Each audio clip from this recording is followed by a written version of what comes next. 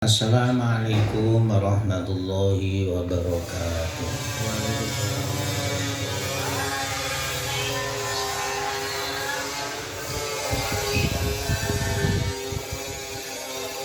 Ila mu'allif al-Fatihah. A'udzu billahi minasy syaithanir rajim. Bismillahirrahmanirrahim. Alhamdulillahi rabbil alamin arrahmanir rahim maliki yaumiddin. Iyyaka na'budu wa iyyaka nasta'in ihdinas siratal mustaqim. Siratal ladzina an'amta 'alaihim ghairil maghdubi 'alaihim waladdallin. Amin. Bismillahirrahmanirrahim. Qul ja'al haqq wa zahaqal batil innal batila kana zahuqa. Qala mu'allif wa amma asbabu hadhil ma'ani sittati fa'lam anna hudurul qalbi sababu al-himmatu fa inna qalbaka tabi'un lihimmatika fala yahduru illa fima yuhimmuka. Jamaah Darussafaah rahimakumullah, kemarin di depan sudah diterangkan bahwasanya sholat mempunyai ruh. Sholat terasa nikmat, terasa khusyuk, yaitu ada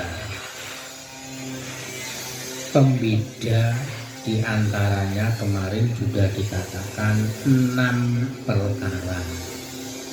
Nomor 1 yaitu hudurul qalbi, hati hadir, hati fokus melaksanakan sholat. Nomor 2 yaitu tafahum limaknal kalam, berusaha memahami arti zikir, arti bacaan di dalam sholat. Nomor 3 wa ta'zimu, mengagungkan Allah. Nomor 4 wal haibatu, yaitu kita merasa takut kepada Allah.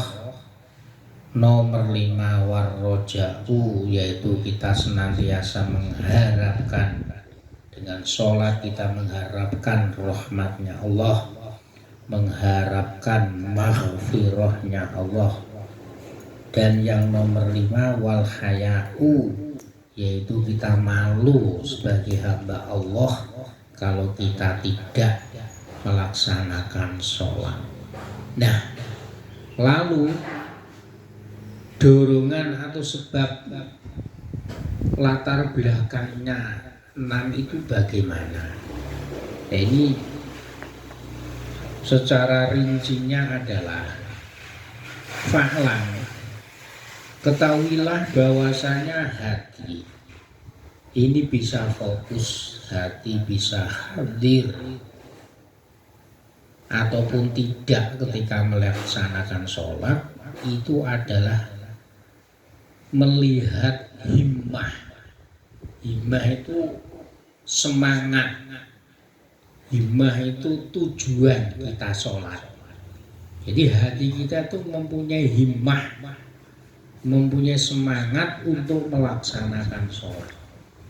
Karena apa? Fa inna qalbaka tabi'un lihimmatika.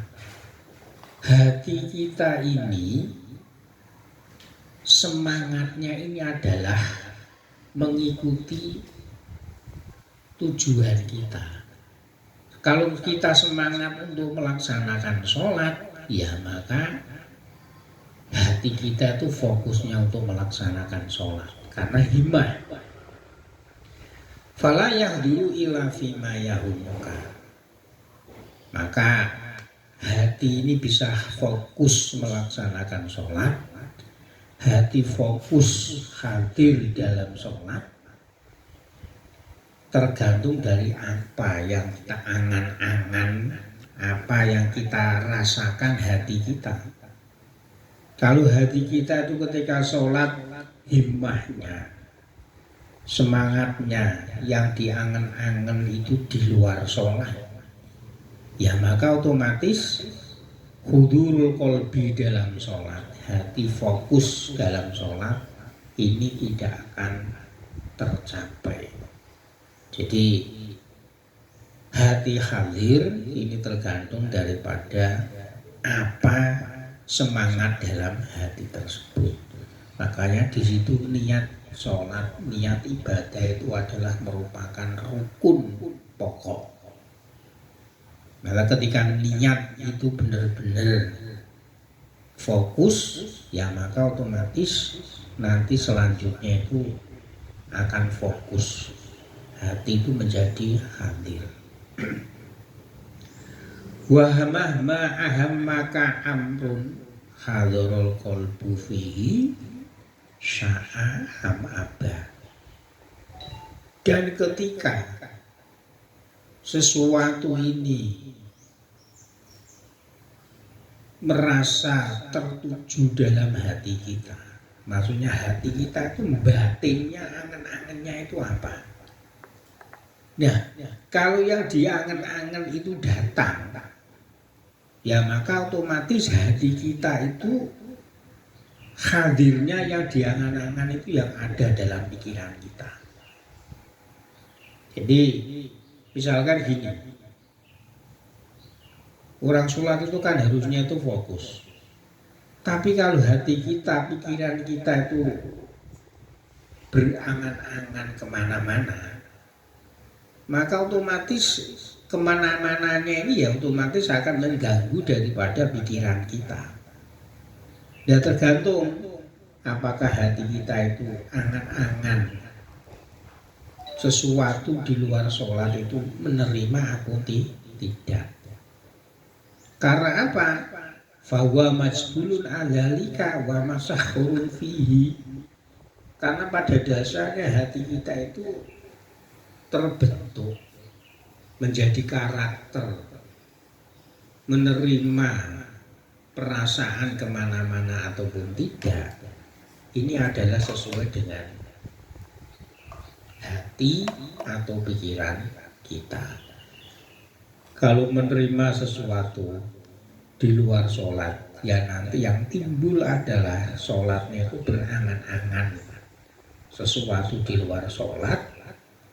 Kalau memang sudah terbiasa kita tuh fokus berangan-angan memahami kalimat zikir ketika sholat, ya maka hati kita itu akan menjadi terbiasa.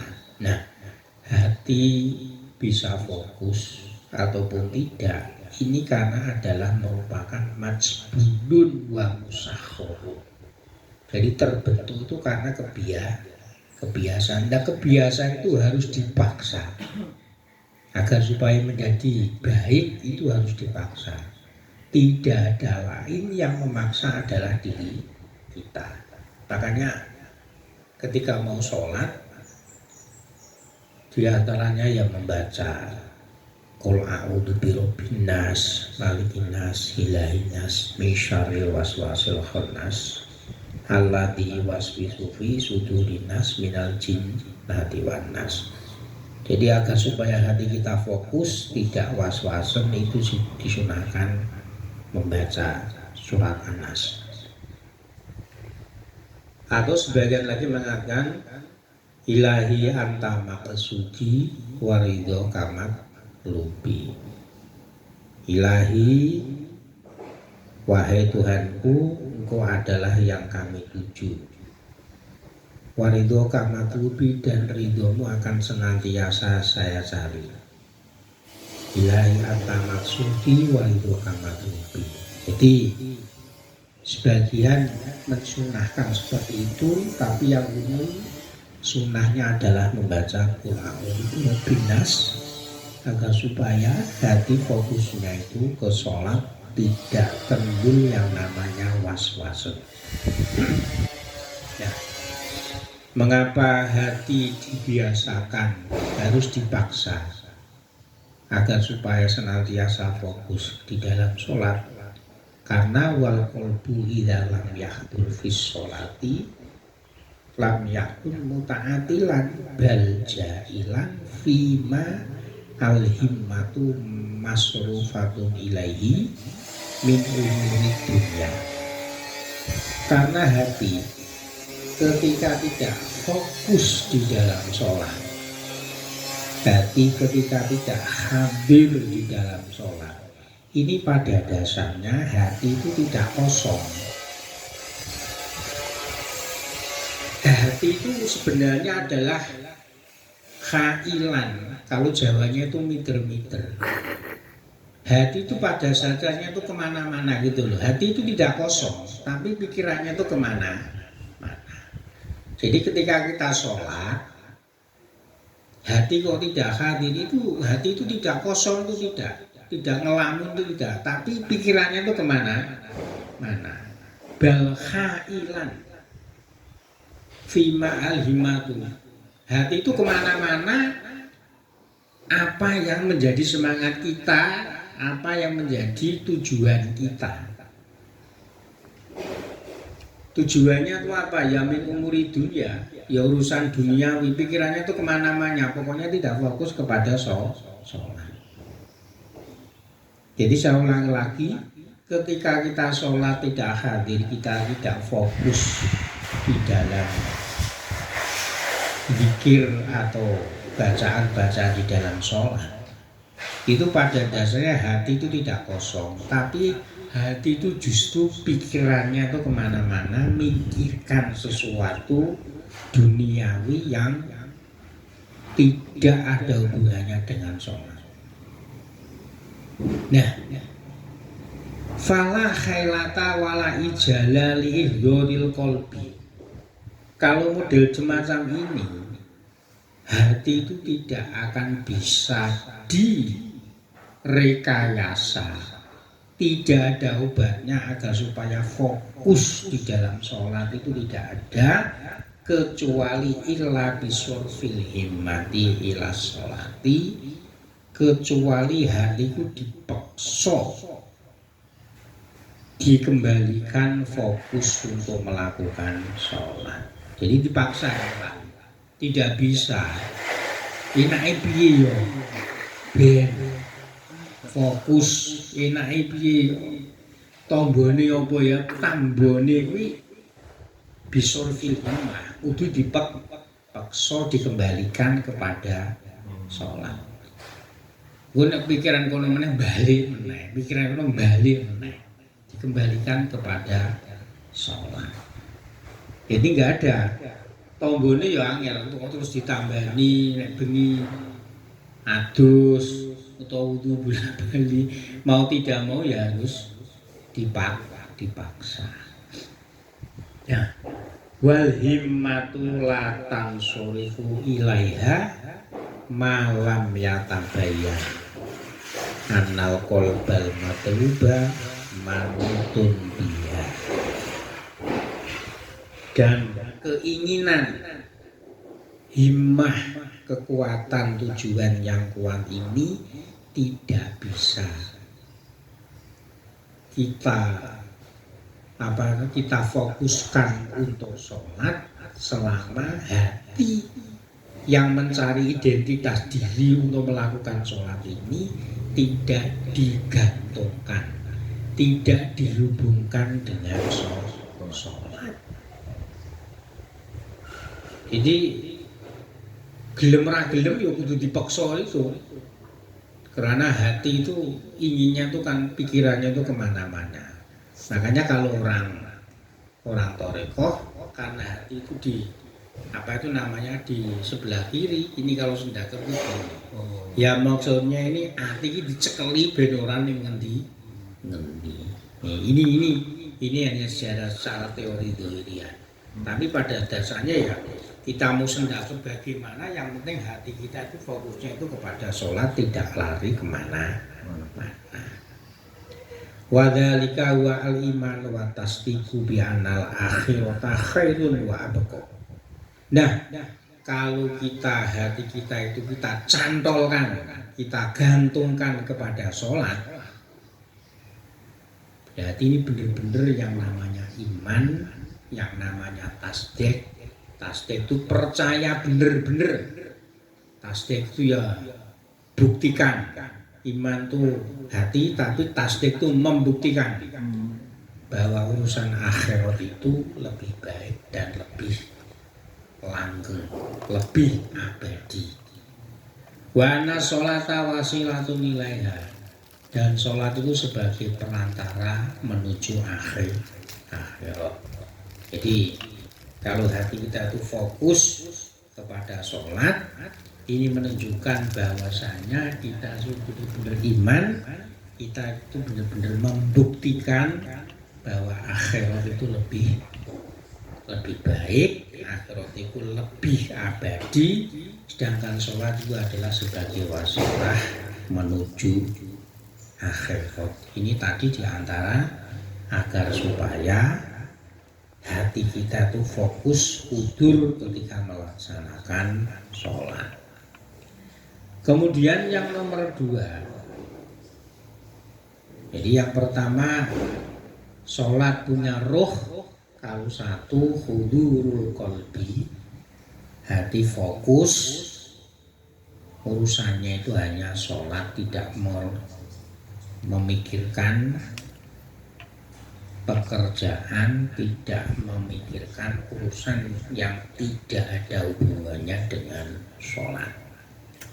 Yang kedua yaitu berusaha memahami, tafahum, berusaha memahami kalimat-kalimat, bacaan-bacaan zikir di dalam sholat. Kalau nanti berusaha memahami, mau tidak mau itu namanya tetap fokus. Misalkan kita mengatakan Allahu Akbar, kita pahami hati kita, artinya Allah Maha Besar. Ketika kita mengucapkan Bismillahirrahmanirrahim, segala sesuatu kita laksanakan, kita kerjakan dengan menyebut nama Allah yang Maha Pengasih dan Pemayang. Nah, ini tentu ada penyebabnya. Penyebabnya itu maksudnya dorongan-dorongan apa sehingga kita itu bisa memahami, berusaha memahami daripada kalimat-kalimat bacaan dalam sholat. Nah, fasababuhu ba'da hudul qalbi idmanul fikri wasorful dhihni ila idrokil makna. Nah, apa dorongan penyebab agar kita itu memahami, yaitu idmanul fikri, senantiasa. Idman itu maksudnya itu terus menerus, senantiasa terus menerus berpikir makna yang ada di dalam sholat, bacaan dalam sholat. Tentu juga dengan gerakan sholat ketika ruku, ketika sujud, dan mengarahkan hati kita itu agar benar-benar menemukan kandungan makna. Ya, misalkan alhamdulillahirabbil alamin, kandungannya adalah segala puji bagi Allah yang menguasai seluruh alam semesta. Jadi nanti kalau ngerti maknane kabeh, gelem ra gelem salate ya fokus. Wa ilajuhu ma taqaddama ma'al iqbali alal fikri. Obatnya agar hati itu mau memaknai, memahami bacaan ketika sholat, mau tidak mau pikiran kita itu kita hadapkan untuk senantiasa memahami bacaan Al-Quran. Wa tasya'uru lidaf'il khawatiri, dan berusaha merasakan untuk menghilangkan, menjauhkan dari kekhawatiran hati, bahwasanya hati ini tidak lain harus fokus pada makna daripada bacaan gerakan ketika sholat. Wa ila judafiha qad umawadiha ay an nuzu'a an tilkal asbabi allati tanjalikul khawatiru ilaiha. Dan caranya agar supaya kita itu menghilangkan kekhawatiran-kekhawatiran, keraguan-raguan dalam makna Al-Quran, makna bacaan Quran. Jadi ketika kita membaca Bismillahirrahmanirrahim, ya kudu mosok segala aktivitas kuwi mau kudu maca Bismillahirrahmanirrahim. Apapun yang kita paling yang kita alami, segala sesuatu aktivitas yang kita lakukan, mau kerja, mau makan, mau pergi, mosok ya kudu maca Bismillahirrahmanirrahim.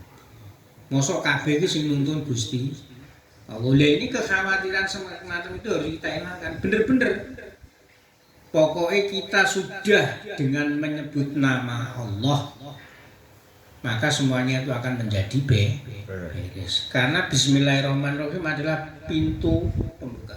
Mengapa kita bahasanya itu tidak mantep, lunga ragu-ragu, ya krana macane bismillah itu tidak mantep, ragu.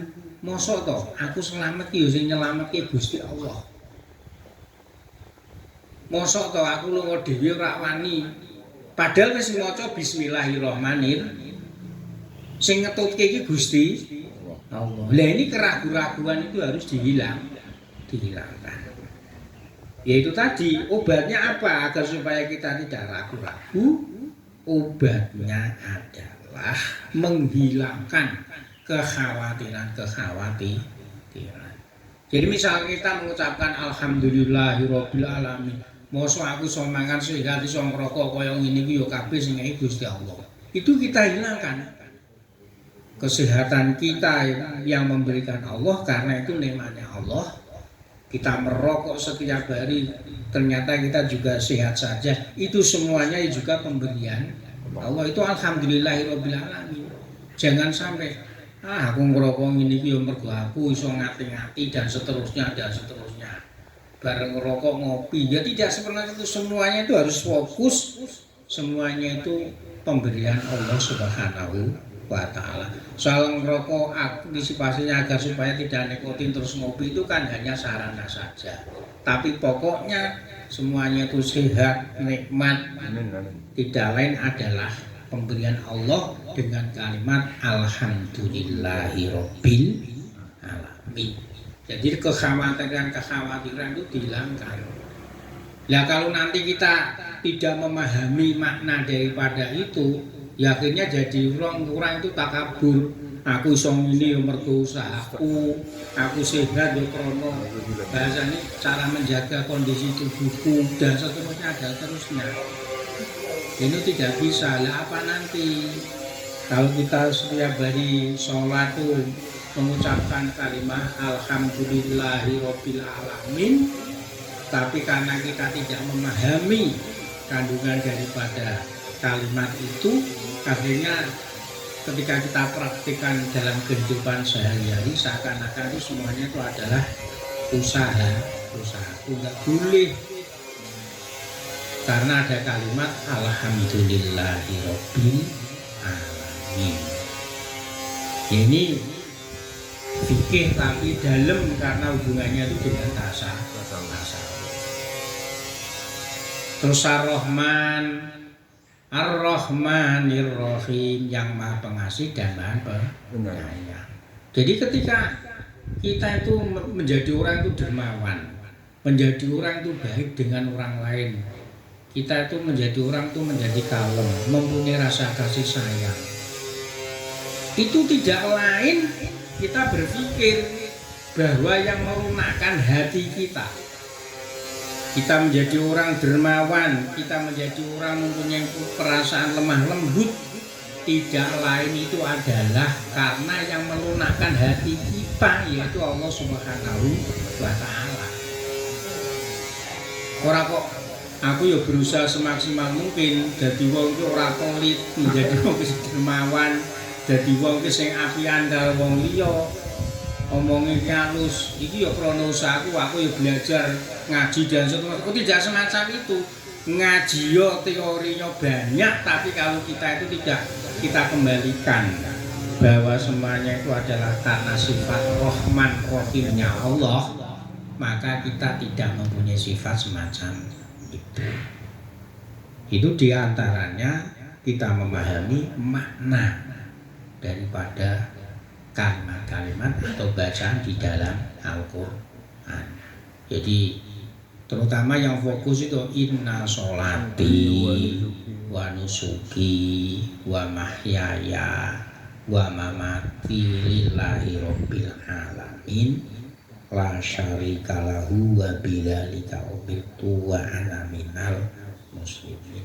Jadi itu sebuah pengakuan, oh iya sholatku, inna sholati, sholatku, wa nusuki, dan ibadahku. Nusuki itu ibadah macam-macam kali, ya ibadah puasa, ibadah sholat, zakat, sedekah, berkurban, dan lain sebagainya. Wa mahyaya, hidupku, wa mamati, matiku, iku lillahi, saya pasrahkan ning Gusti Allah. Lah kok saiki khawatir ngene. Wah, aku rugi. Salat nek ora dilempong ki rugi. Lho padahal ngaku nek salat iku ya lillah dipasrahke kabeh ning Gusti Allah. Ibadah-ibadah yang lain aku rugi, ibadah apa wae, poso, sunah dan lain sebagainya, sedekah nek ora dilempong aku rugi. Lho padahal ki ngaku setiap hari inna sholati wa nusuki lillah. Hidup matiku. Jadi makanya ketika ada orang mati kita tuh wajib husnudzon ning Gusti Allah. Bahwa mati itu adalah yang terbaik mungguhi Gusti Allah. Ya mungguhi manungsa ki elek isin nang kaya mati ya anake sing cilik-cilik lho iki mungguhe menungso tapi nek ngombe Gusti Allah kita tuh wajib husnudzon. Mati itu adalah jalan yang terbaik. Kalau Rasulullah ki waj'alil hayata ziyadatan li kulli khairin waj'alil mauta rohatan lana min kulli syarrin.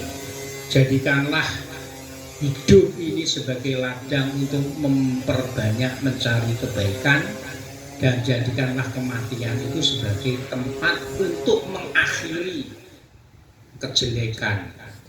Wal mauta rohatan lana min kulli syarrin. Jadi misalkan mati ki rohatan ki maksudnya asalnya kan leren kali, istirahat kepenak. Mati leren ya wis min kulli syarrin, dari segala sesuatu kejelekan. Lho wis mati arepe mendem kok ya iso. Mulane wong elek wae nalika mati kudu dipesenke niki tiyang ali sae nggih sae. Wong wis ra iso maksiat. Sing biasane maling ya sae wong wis ora iso maling dawuhe Kanjeng Nabi kok rohatan lana min kulli syarri. Wong wis mati kuwi ora iso apa-apa. Upama elek ya mandeg. Mulane tetep di omongno sae. Ya wong sing tajah ya kudu gelem cahe sebagai saksi. Nek punjul 40 kan mesti ana wali iki kali dijabahi kalian Gusti. Amin. Kemudian yang nomor 3 kemarin sudah kita terangkan, yaitu ta'zim, agar supaya sholat itu fokus, sholat itu mempunyai ruh, sholat itu mempunyai dampak yang positif. Yang nomor 3 yaitu ta'zim. Ta'zim itu mengagungkan Allah. Kita merasa bahwa kita itu hamba Allah.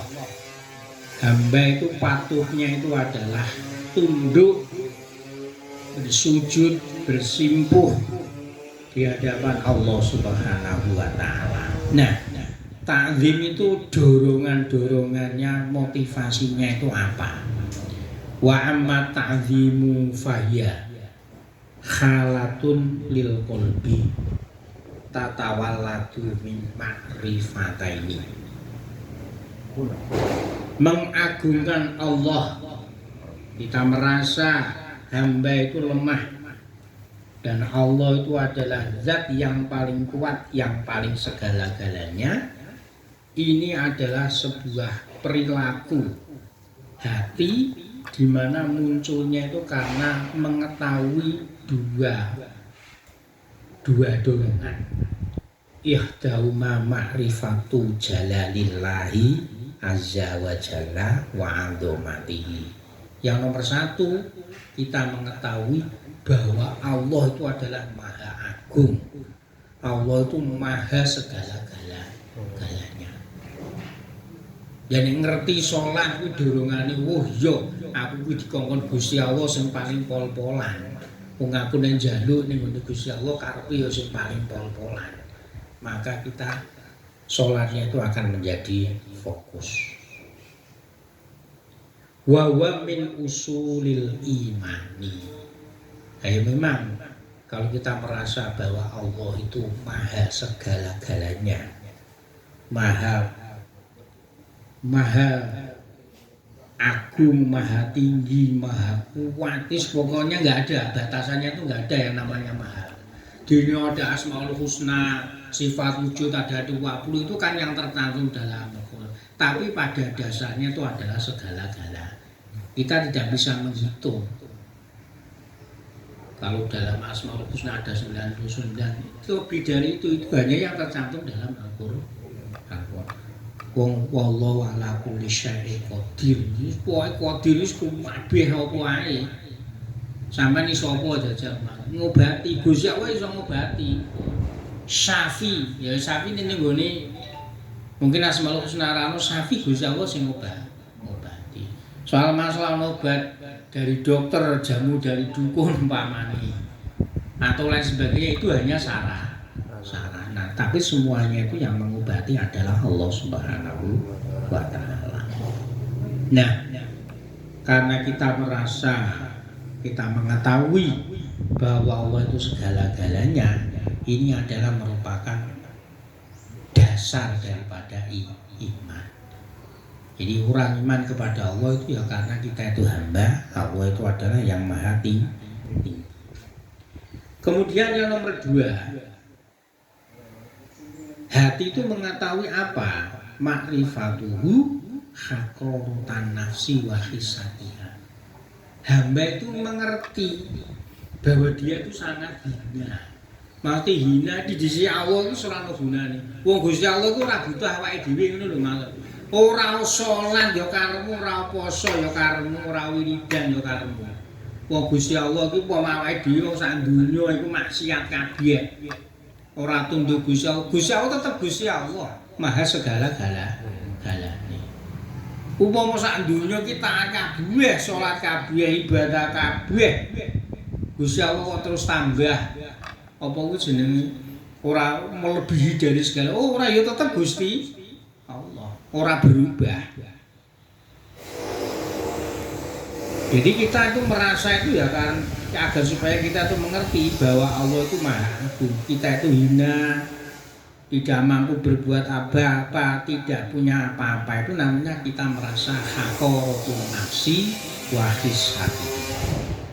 Wa qawmuha abdan musakhkharun marbuba hatta yatawallada minal ma'rifaini al istiqanatu wal intisharu wal khusyu'u lillahi ta'ala fa yu'abbiru anhu bitalimi.